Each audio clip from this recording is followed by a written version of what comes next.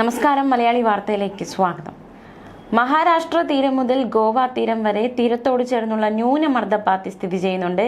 തെക്കു പടിഞ്ഞാറൻ ഗംഗാതട പശ്ചിമ ബംഗാളിന് മുകളിലായി ന്യൂനമർദ്ദം സ്ഥിതി ചെയ്യുന്നുണ്ട്. അടുത്ത 2-3 ദിവസങ്ങളിൽ ജാർഖണ്ഡ്, ഛത്തീസ്ഗഡ് മേഖലയിലേക്ക് നീങ്ങാൻ സാധ്യത.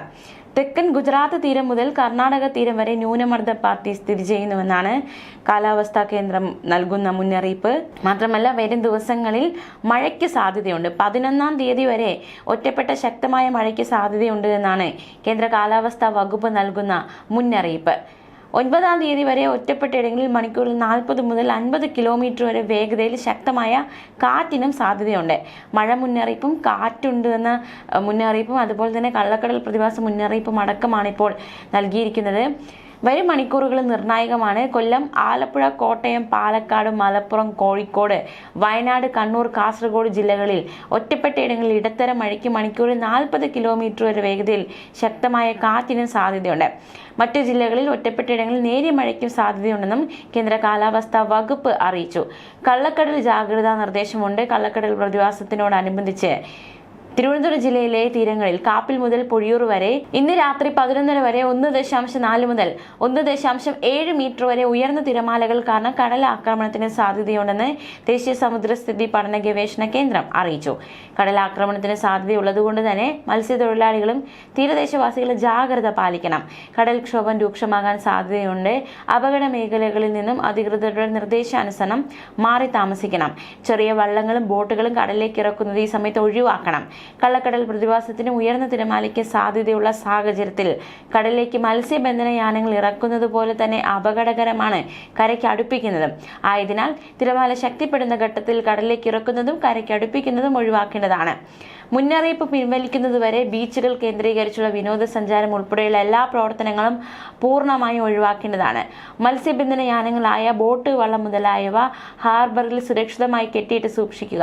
വള്ളങ്ങൾ തമ്മിൽ സുരക്ഷിത അകലം പാലിക്കുന്നത് കൂട്ടിയിടിച്ചുള്ള അപകട സാധ്യത ഒഴിവാക്കും. മത്സ്യബന്ധന ഉപകരണങ്ങളുടെ സുരക്ഷ ഉറപ്പാക്കണം. ബീച്ചിലേക്കുള്ള യാത്രകളും കടലിൽ ഇറങ്ങിയുള്ള വിനോദങ്ങളും പൂർണ്ണമായും ഒഴിവാക്കണം.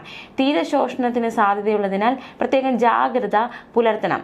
മത്സ്യത്തൊഴിലാളി ജാഗ്രതാ നിർദ്ദേശം നോക്കാം. 11-ാം തീയതി വരെ കർണാടക തീരത്ത് മത്സ്യബന്ധനത്തിന് പോകാൻ പാടില്ല എന്ന് കേന്ദ്ര കാലാവസ്ഥാ വകുപ്പ് അറിയിച്ചു. 11-ാം തീയതി വരെ കർണാടക തീരത്ത് മണിക്കൂറിൽ 40 മുതൽ 50 കിലോമീറ്റർ വരെയും ചില അവസരങ്ങളിൽ 60 കിലോമീറ്റർ വരെ വേഗതയിൽ ശക്തമായ കാറ്റിനും മോശം കാലാവസ്ഥയ്ക്കും സാധ്യതയുണ്ട്. മാത്രമല്ല, 11-ാം തീയതി വരെ മധ്യ പടിഞ്ഞാറൻ അറബിക്കടൽ, അതിനോട് ചേർന്ന മധ്യകിഴക്കൻ അറബിക്കടൽ, തെക്ക് പടിഞ്ഞാറൻ അറബിക്കടലിന്റെ വടക്കൻ ഭാഗങ്ങൾ എന്നിവിടങ്ങളിലും ശക്തമായ കാറ്റിന് സാധ്യതയുണ്ട്. 9-ാം തീയതി അതുപോലെ തന്നെ 11-ാം തീയതി ഈ ദിവസങ്ങളിലൊക്കെ തെക്കൻ തമിഴ്നാട് തീരം, ഗൾഫ് ഓഫ് മന്നാർ, അതിനോട് ചേർന്ന് കന്യാകുമാരി പ്രദേശം എന്നിവിടങ്ങളിൽ മണിക്കൂറിൽ 45 മുതൽ 55 കിലോമീറ്റർ വരെയും ചില അവസരങ്ങളിൽ 65 കിലോമീറ്റർ വരെയും വേഗതയിൽ ശക്തമായ കാറ്റിന് സാധ്യതയുണ്ട്. ഇന്ന് ഗുജറാത്ത് തീരം, കൊങ്കൺ, ഗോവ തീരങ്ങൾ, അതിനോട് ചേർന്ന സമുദ്രഭാഗങ്ങൾ, വടക്ക് കിഴക്കൻ അറബിക്കടലിലെ തെക്കൻ ഭാഗങ്ങൾ, വടക്കൻ ആന്ധ്രാപ്രദേശ് തീരം, ഒഡീഷ തീരം, പശ്ചിമ ബംഗാൾ, ബംഗ്ലാദേശ് തീരങ്ങൾ, വടക്കൻ ബംഗാൾ ഉൾക്കടൽ, മധ്യ പടിഞ്ഞാറൻ ബംഗാൾ ഉൾക്കടൽ, തെക്ക് പടിഞ്ഞാറൻ ബംഗാൾ ഉൾക്കടലിലെ വടക്കൻ ഭാഗങ്ങൾ എന്നിവിടങ്ങളിൽ മണിക്കൂറിൽ 40 മുതൽ 50 കിലോമീറ്റർ വരെയും ചില അവസരങ്ങളിൽ 60 കിലോമീറ്റർ വരെയും വേഗതയിൽ ശക്തമായ കാറ്റിനും മോശം കാലാവസ്ഥയ്ക്കും സാധ്യതയുണ്ട്. വടക്കൻ തമിഴ്നാട് തീരം, തെക്കൻ ആന്ധ്രാപ്രദേശ് തീരം എന്നിവിടങ്ങളിൽ മണിക്കൂറിൽ 40 മുതൽ 50 കിലോമീറ്റർ വരെയും ചില അവസരങ്ങളിൽ 60 കിലോമീറ്റർ വരെയും വേഗതയിൽ ശക്തമായ കാറ്റിനും മോശം കാലാവസ്ഥയ്ക്ക് സാധ്യതയുണ്ട്. 9-ാം തീയതി തെക്കൻ ഗുജറാത്ത് തീരം, അതിനോട് ചേർന്ന വടക്കൻ ഗുജറാത്ത് തീരം, കൊങ്കൺ, ഗോവൻ തീരങ്ങൾ, അതിനോട് ചേർന്ന സമുദ്രഭാഗങ്ങൾ, വടക്ക് കിഴക്കൻ അറബിക്കടലിന്റെ തെക്കൻ ഭാഗങ്ങൾ, മധ്യ പടിഞ്ഞാറൻ ബംഗാൾ ഉൾക്കടൽ, വടക്കൻ ആന്ധ്രാപ്രദേശ് തീരം, അതിനോട് ചേർന്ന ഒഡീഷ തീരം, വടക്കു പടിഞ്ഞാറൻ ബംഗാൾ ഉൾക്കടലിന്റെ തെക്കൻ ഭാഗങ്ങൾ എന്നിവിടങ്ങളിൽ മണിക്കൂറിൽ 40 മുതൽ 50 കിലോമീറ്റർ വരെയും ചില അവസരങ്ങളിൽ 60 കിലോമീറ്റർ വരെയും വേഗതയിൽ ശക്തമായ കാറ്റിനും മോശം കാലാവസ്ഥയ്ക്ക് സാധ്യതയുണ്ട്. 10-ാം തീയതി തെക്കൻ ഗുജറാത്ത് തീരം, അതിനോട് ചേർന്ന വടക്ക് ഗുജറാത്ത് തീരം, കൊങ്കൺ, ഗോവൻ തീരങ്ങൾ, അതിനോട് ചേർന്ന സമുദ്രഭാഗങ്ങൾ, വടക്ക് കിഴക്കൻ അറബിക്കടലിന്റെ തെക്കൻ ഭാഗങ്ങൾ, മധ്യ പടിഞ്ഞാറൻ ബംഗാൾ ഉൾക്കടൽ, വടക്ക് പടിഞ്ഞാറൻ ബംഗാൾ ഉൾക്കടലിന്റെ തെക്കൻ ഭാഗങ്ങൾ എന്നിവിടങ്ങളിൽ മണിക്കൂറിൽ 40 മുതൽ 50 കിലോമീറ്റർ വരെയും ചില അവസരങ്ങളിൽ 60 കിലോമീറ്റർ വരെയും വേഗതയിൽ ശക്തമായ കാറ്റിനും മോശം കാലാവസ്ഥയ്ക്കും സാധ്യതയുണ്ട്. ജാഗ്രതയോടെ ആയിരിക്കുക. മാത്രമല്ല, കേരളത്തിൽ ഒറ്റപ്പെട്ട ഇടങ്ങളിൽ 9-ാം തീയതി വരെ മണിക്കൂറിൽ 40 മുതൽ 50 കിലോമീറ്റർ വരെ വേഗതയിൽ ശക്തമായ കാറ്റിന് സാധ്യതയുണ്ടെന്നും കേന്ദ്ര കാലാവസ്ഥാ വകുപ്പ് അറിയിച്ചു. ശക്തമായ കാറ്റിനെ നേരിടാനുള്ള പൊതു ജാഗ്രതാ നിർദ്ദേശങ്ങൾ നോക്കാം. കേരളത്തിൽ ഏറ്റവും കൂടുതൽ നാശനഷ്ടമുണ്ടാക്കുന്ന ഒരു ദുരന്തമാണ് കാറ്റ്. കടപുഴകിയും ചില്ലകൾ ഒടിഞ്ഞു വീഴും അപകടങ്ങൾ ഉണ്ടാകാനുള്ള സാധ്യതയുണ്ട്. കാറ്റും മഴയും ഉണ്ടാകുമ്പോൾ ഒരു കാരണവശാലും മരങ്ങളുടെ ചോട്ടിൽ നിൽക്കാനോ വാഹനങ്ങൾ പാർക്ക് ചെയ്യാനോ പാടില്ല. വീട്ടുവളപ്പിലെ മരങ്ങളുടെ അപകടകരമായ രീതിയിലുള്ള ചില്ലകൾ വെട്ടിയൊതുക്കണം. അപകടാവസ്ഥയിലുള്ള മരങ്ങൾ പൊതുവിടങ്ങളിൽ ശ്രദ്ധയിൽപ്പെട്ടാൽ ബന്ധപ്പെട്ട തദ്ദേശ സ്ഥാപനങ്ങളെ അറിയിക്കുക.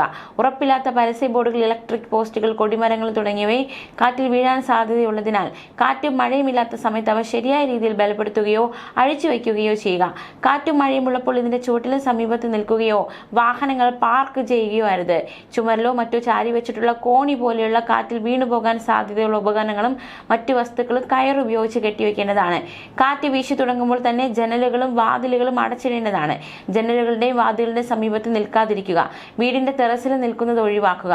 ഓല മേഞ്ഞതോ ഷീറ്റ് പാകിയതോ അടച്ചുറപ്പില്ലാത്തതോ ആയ കെട്ടിടങ്ങളിൽ താമസിക്കുന്നവർ മുന്നറിയിപ്പ് വരുന്ന ഘട്ടങ്ങളിൽ അധികൃതർ ആവശ്യപ്പെടുന്ന മുറയ്ക്ക് സുരക്ഷിതമായ കെട്ടിടങ്ങളിലേക്ക് മാറി താമസിക്കേണ്ടതാണ്.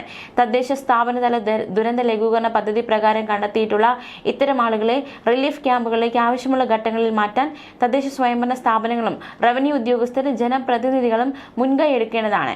കാറ്റും മഴയും ശക്തമാകുമ്പോൾ വൈദ്യുതി കമ്പികളും പോസ്റ്റുകളും പൊട്ടുവീഴാനുള്ള സാധ്യത കൂടുതലാണ്. ഇത്തരത്തിൽ എന്തെങ്കിലും അപകടം ശ്രദ്ധയിൽപ്പെട്ടാൽ ഉടൻ തന്നെ KSEBയുടെ 1912 എന്ന കൺട്രോൾ റൂമിലോ 1077 എന്ന നമ്പറിൽ ജില്ലാ ദുരന്ത നിവാരണ അതോറിറ്റിയുടെ കൺട്രോൾ റൂമിലോ വിവരം അറിയിക്കുക. തകരാർ പരിഹരിക്കുന്ന പ്രവൃത്തികൾ കാറ്റ് തുടരുന്ന ഘട്ടത്തിൽ ഒഴിവാക്കുകയും കാറ്റും മഴയും അവസാനിച്ച ശേഷം മാത്രം നടത്തുകയും ചെയ്യുക. KSEB ജീവനക്കാരുമായി പൊതുജനങ്ങൾ ക്ഷമയോടെ സഹകരിക്കുക. പൊതുജനങ്ങൾ നേരിട്ടിറങ്ങി ഇത്തരം റിപ്പയർ വർക്കുകൾ ചെയ്യാതിരിക്കുക. പത്രം, പാൽ വിതരണക്കാർ പോലെയുള്ള അതിരാവിലെ ജോലിക്ക് ഇറങ്ങുന്നവർ പ്രത്യേക ജാഗ്രത പാലിക്കണം. വഴികളിലെ വെള്ളക്കെട്ടുകളും മറ്റു വൈദ്യുതി ലൈൻ പൊട്ടിവീണിട്ടില്ലെന്ന് ഉറപ്പാക്കാൻ ശ്രമിക്കണം. എന്തെങ്കിലും അപകടം സംശയിക്കുന്ന പക്ഷം കൺട്രോൾ റൂമിൽ അറിയിച്ച് അപകടമില്ലെന്ന് ഉറപ്പുവരുത്തി മാത്രം മുന്നോട്ട് പോകണം. കൃഷിയിടങ്ങളിൽ കൂടി കടന്നുപോകുന്ന വൈദ്യുത ലൈനുകളും സുരക്ഷിതമാണെന്ന് പാടത്തിറങ്ങുന്നതിന് മുമ്പ് ഉറപ്പുവരുത്തുക. നിർമ്മാണ ജോലികളിൽ ഏർപ്പെടുന്നവർ കാറ്റും മഴയും ശക്തമാകുമ്പോൾ ജോലി നിർത്തിവെച്ച് സുരക്ഷിതമായ ഇടത്തേക്ക് മാറി നിൽക്കണം. എന്തായാലും വരും മണിക്കൂറുകളിൽ മഴ മുന്നറിയിപ്പാണ് നമുക്ക് മുന്നിലുള്ളത്. 11-ാം തീയതി വരെ മഴ മുന്നറിയിപ്പുണ്ട്. ഇന്ന് ഒരു ജില്ലകളിലും നിലവിൽ ഇതുവരെ മഴ മുന്നറിയിപ്പ് നൽകിയിട്ടില്ല. പക്ഷേ ചില ജില്ലകളിൽ വരും മണിക്കൂറുകളിൽ മഴയ്ക്ക് സാധ്യതയുണ്ട്. അപ്പോൾ ജാഗ്രതയോടെ ആയിരിക്കുക. ന്യൂസ് ഡെസ്ക് മലയാളി വാർത്ത.